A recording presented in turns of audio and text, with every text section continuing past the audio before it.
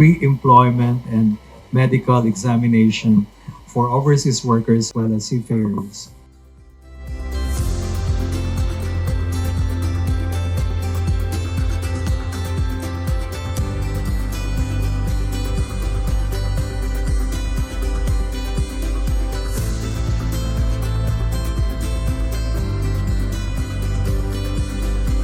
Bringing it closer to home would be of great service to our overseas workers and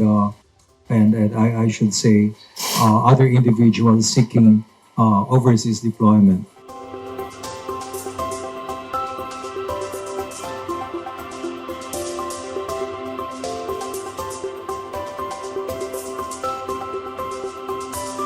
As such, not that we're taking advantage of it, but certainly in terms of the economy for the families as well as for the individual workers, they are have this kind of facility nearer to home is going to be much more beneficial, economically beneficial to the overseas worker.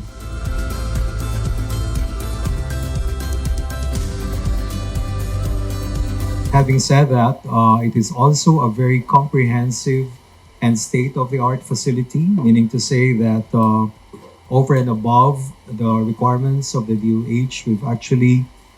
kind of preactively ensured that we put in there the kind of facilities and services that can really be of service to our overseas workers as well as seafarers.